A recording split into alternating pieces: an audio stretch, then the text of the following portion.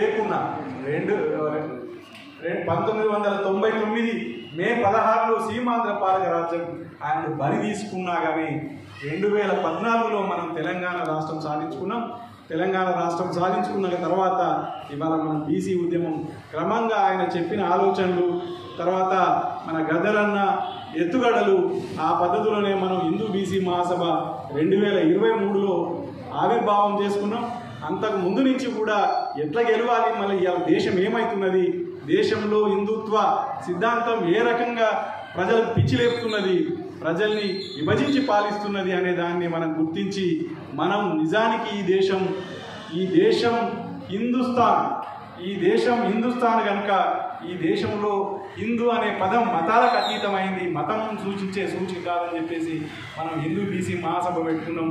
BC అనేది కూడా వెనకబడిన తరగతులు, దాంట్లో ఓబీసీ అంటే మాత్రమే ఒక సెక్షన్ వస్తుంది, కానీ బీసీ అనేది ఎస్సీ ఎస్టీ బీసీ మైనార్టీలు కాబట్టి హిందూ బీసీ మహాసభ పెట్టుకొని మన దాంట్లో ఎస్సీ తర్వాత ఎస్టీ ముస్లింలను కూడా మన కమిటీలో పెట్టుకోవడం జరిగింది. హిందూ అనే పదం ఏదైతే ఉందో అది ఈ దేశ భౌగోళికతను సూచించే పదం కనుకనే మనం హిందూ బీసీ మహాసభ పెట్టుకున్నాం. అది పెట్టుకున్న తర్వాత ఇవాళ ఈ దేశంలో హిందూ బీసీ మహాసభ అనే దాంతో అనేక కార్యక్రమాలు, పాదయాత్రలు, సైకిల్ యాత్రలు, ఇక్కడ ఆమరణ దీక్షలు హైదరాబాద్లో 12 రోజులు, తర్వాత ఢిల్లీలో ఆమరణ దీక్షలు 22 రోజులు చేసినందువల్ల ఇవాళ జనరల్గా అనుకుంటారు ఎవరైనా అసలు దేశవ్యాప్తంగా కులగణన సాధ్యమా, అది మోడీ ప్రభుత్వం, మొండి ప్రభుత్వం, బీజేపీ ప్రభుత్వం, దాన్ని జయించలేము అని చెప్పేసి చాలామంది అనుకుంటున్న సందర్భం సంవత్సరాలు. అయితే ఆ సందర్భంలో ఇవాళ నరేంద్ర మోడీ బలము బలహీనత హిందూ బీసీ కాబట్టి మనం ఆ మార్గంలో నరేంద్ర మోడీని గెలుచుకోగలుగుతామనే నమ్మకంతో మనం ఈ సంస్థను నామకరణం చేసుకున్నాం, ఈ సంస్థ నిర్మాణం చేసుకున్నాం, అనేక పోరాట కార్యక్రమాలు ఇక్కడ తీసుకున్నాం. తర్వాత మనకు శక్తులు తక్కువ స్థాయిలో ఉన్న ఢిల్లీలో కూడా మనం ఈ పదం మీద, ఈ సంస్థ పేరు మీద పోరాటం చేయడం వల్ల, వీరన్న స్ఫూర్తిగా మనం ఈ పోరాటం చేయడం వల్ల తెగించి సాధ్యం చేసుకోగలుగుతాము అని చెప్పేసి మనం పోరాటం చేయడం వల్ల హిందూ బీసీ మహాసభ తర్వాత ఉత్తరాదిలో ఈ దేశ చరిత్రలోనే గాంధీ తర్వాత రెండో వ్యక్తి సర్దార్ వల్లభాయ్ పటేల్. సర్దార్ వల్లభాయ్ పటేల్ ఈ దేశానికి ప్రధానమంత్రి కావాల్సినోడు, తను ఓబీసీ కావడం వల్లనే ఆనాడు ప్రధానమంత్రి కాకుండా పోయింది కనుక ఇవాళ సర్దార్ వల్లభాయ్ పటేల్ స్ఫూర్తిగా దేశవ్యాప్తంగా మనం పటేల్ అనే వర్డ్ను, మనం పటేల్ అంటే పట్టేదా కాబట్టి ఈ పదాన్ని మనం నాకు అంటే పేరుకు పక్కన పెట్టుకోవాలని చెప్పేసి భక్తుల సిద్ధేశ్వరాన్ని పటేల్ అని పెట్టుకొని మనం ఢిల్లీలో నిరాహార దీక్ష చేయడం వల్ల 1 హిందూ బీసీ మహాసభ, 2 సిద్ధేశ్వర పటేల్, 3 ఆమరణ దీక్ష చేయడం వల్ల కేంద్రం ఇది ఎక్కడికో సమస్య వస్తుంది అని చెప్పి భావించిన కేంద్ర ప్రభుత్వం మనం విరమించుకునే 2 రోజుల ముందే మనకు ఇంటిమేషన్ అంటే విషయాన్ని చెప్పంపింది, కులజన గణన మేము చేస్తున్నామని చెప్పేసి. అయినా గాంధీజీ 21 రోజులు చేసింది కనుక మనం 22వ రోజు ముగించుకుందామని చెప్పేసి 22వ రోజు మనం దీక్ష విరమించుకున్నాం. వాళ్ళు మాట తప్పకుండా ఏప్రిల్ 30 తారీఖు నాడు కులజన గణన ఓకే అయింది. ఆ రకంగా మనం చరిత్రలోనే ఒక పెద్ద అధ్యాయాన్ని మనం పూర్తి చేసుకోగలిగాం. విషయం ఏంటంటే గద్దరన్న కానీ అంతకుముందు వీరన్న కానీ కొన్ని విషయాలు చెప్పేదన్నమాట. మనం ఏదైనా గెలవాలి అనుకున్నప్పుడు దాంట్లో సత్యం ఉండాలి, ఎత్తుగడలు కూడా ఉండాలి, నిబద్ధత ఉండాలి అని చెప్పేవాడు. దాంట్లో భాగంగానే చాలామంది హిందూ బీసీ మహాసభను పెట్టినప్పుడు తోటి కమ్యూనిస్టు సోదరులు నువ్వు హిందూ అని ఎట్లా పెడతావు అని చెప్పేసి చాలా ప్రశ్నించిన పరిస్థితి ఉన్నది. కానీ ఇవాళ హిందూ బీసీ మహాసభను పెట్టకపోతే మనం నరేంద్ర మోడీని గెలవలేము అనే ఉద్దేశంతో మనం హిందూ బీసీ మహాసభ పెట్టుకున్నాం.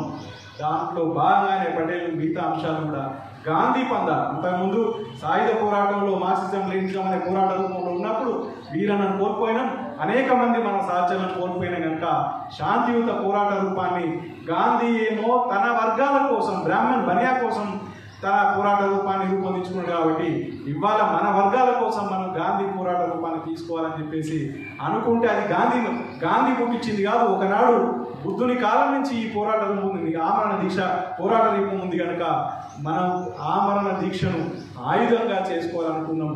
మనం ఇవాళ ఢిల్లీలో పోయి ఆ పోరాట రూపాయలు ఉపయోగించినాం, మనం గెలుచుకున్నాం. ఒక ఉదాహరణ చెప్తా, గద్దరని చెప్పేటోడు ఒక చిన్న కథ. మనం ఒక పెద్ద కత్తి కానీ పెద్ద కర్ర కానీ పట్టుకొని పోయినప్పుడు ఒక అడవిలో ఎలుగుబంటిని కొట్టాలంటే అది అది అది భయపడేది కాదు, అది వచ్చి మీద పడుతుంది. ఎందుకంటే కర్రతో కొట్టేవుడు కానీ దానికి దెబ్బ తగలదు, తర్వాత కత్తితో నరికితే కూడా వెంట్రుకలు ఉంటాయి కాబట్టి తెగదు, అందుకని అంత ఈజీగా భయపడదు. ఒక అగ్గిపుల్ల గీకి పట్టుకుంటే మాత్రం దానికి ఉండేది ఊరంతా కనుక భయపడి పారిపోతుంది అనేది చెప్పిండో, అట్లా మనం గెలవాలి అనేది ఎప్పుడైతే చెప్పిండో, మనం ఇవాళ నరేంద్ర మోడీని కూడా గెలవడానికి ఆ రకంగా మన పందాలు మార్పులు చేతులు చేసుకొని ఎత్తుగడలు కొత్త రకమైన ఒక వ్యూహాత్మకమైన ఎత్తుగడలు రూపొందించుకొని మనం ఇవాళ కుల జనగణన సాధించుకున్నాం. ఇవాళ చాలామందికి కుల జనగణన యుద్ధం వల్లనో లేకపోతే ఇంకో సందర్భం వల్లనో అని చెప్పేసి అనుకుంటారు. కానీ కుల జనగణన అనేదే కాదు, అసలు ఒకనాడు ఇందిరాగాంధీ కాలంలో దేశానికి పాకిస్తాన్తో యుద్ధం జరిగిన సందర్భంలో తెలంగాణ అంశమే పక్కకు పెట్టి ఆయన్ని మర్రి చెన్నారెడ్డిని జైలు పెట్టిన పరిస్థితి, తెలంగాణ అంశాన్ని మొత్తం వాయిదా వేసిన పరిస్థితి. కనుక యుద్ధం వస్తే ప్రజల కోరికల్ని అణచివేసే సందర్భం ఉంటుంది తప్ప ప్రజల్ని కోరికలను పరిష్కరించి యుద్ధం చేస్తారనుకో. కనుక ఇవాళ మన కులగణన కూడా వాళ్ళకు వాయిదా వేయడానికి అవకాశం ఎక్కువ ఉండేది. ఇంకోటి ఏంటంటే బీహార్ ఎన్నికలు ఎప్పుడో అక్టోబర్లో ఉన్నాయి, నవంబర్లో ఉన్నాయి, కాబట్టి ఇంకా చాలా కాలం దానికి టైం ఉన్నది. కానీ ఇవాళ ఈ సందర్భంలో కులగణన చెయ్యడం అనేది కేవలం హిందూ బీసీ మహాసభ పోరాటం వల్ల. ఎవరికి వాళ్ళుగా తమ స్థాయిలో పనిచేసిన సంఘాలు ఉన్నాయి, కానీ ఆ సంఘాలకు నరేంద్ర మోడీ భయపడలేదు. ఫైనల్గా మనం దెబ్బ కొట్టిన దాంతో అది సక్సెస్ అయింది. ఇవాళ చరిత్రలో ఘనవిజయాన్ని నమోదు చేసుకున్నాం. కనుక ఇదే స్ఫూర్తితోటి, మా రోజు వీరన్న స్ఫూర్తితోటి మనం ఇప్పటి వరకు ఈ పోరాటం కొనసాగించినాం. చరిత్రలో ఎవరికి లేని చరిత్ర మనం రూపొందించుకున్నాం. భవిష్యత్తులో కూడా బీసీ సమాజ విముక్తి కోసం, ఇంకొక మాటలు చెప్పాలంటే ఇవాళ ఎస్సీలు ఎస్టీలు జనాభా దామాషా అక్కడ ఉన్నా కానీ మైనారిటీ అవుతున్నారు. కనుక పార్లమెంటులో పాలసీలు అన్నీ కూడా ఎస్సీ ఎస్టీలకు కూడా వ్యతిరేకంగానే ఉంటున్నాయి. కనుక ఎస్సీ ఎస్టీల విముక్తి కూడా బీసీ ప్రాతినిధ్యంతో, బీసీలు చట్టసభలో ఓడంతో, పార్లమెంటులో ఓడంతో ముడిపడి ఉంది. కనుక ఇవాళ ఎస్సీ ఎస్టీ బీసీ మైనారిటీలు అందరూ కూడా పోరాడాల్సింది చట్టసభలలో, అంటే పార్లమెంట్లో ఉన్నత సభలో, పార్లమెంట్లో బీసీ దామాషా అనేది మనం సాధించుకున్నప్పుడు మాత్రమే అగ్రకులాల డామినేషన్ పోతుంది, నిజమైన ప్రజాస్వామ్యం ఏర్పడుతుంది, నిజమైన స్వాతంత్రం వస్తుంది, నిజమైన గణతంత్రంగా నిలబడుతుంది. కనుక ఈ దేశం అప్పుడు అభివృద్ధి అవుతుంది. కనుక మనం వీరన్న స్ఫూర్తితో ఆ దిశగా వీరన్నతో కలిసి తిరిగినందువల్ల మనకు చాలా అదృష్టవంతులం. చరిత్రలో ఎవరికి అవకాశం రాదు, మనం ఆయనతో కలిసి తిరిగినాం, ఆయన ఆలోచనలు స్వీకరించినాం. ఇవాళ చాలా విజయాలు మనం సాధించుకున్నాం.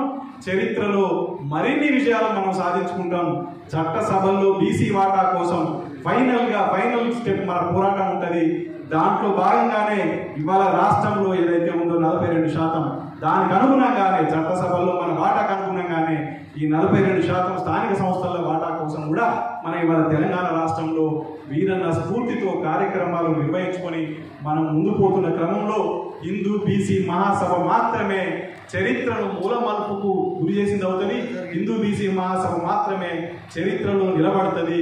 వీరన్న స్ఫూర్తి వీరన్న చరిత్రలో ఉంటాడు, హిందూ బీసీ మహాసభ చరిత్రలో ఉంటుంది. కనుక మనం అందరం కూడా దాంట్లో పునరంకితం కావడానికి మనం వీరన్నకు మరొకసారి నివాళి తెలియజేస్తూ మనం ఆయన స్ఫూర్తిని కొనసాగించాలని కోరుకుంటూ ఉద్యమాభివందనతో నమస్కారం.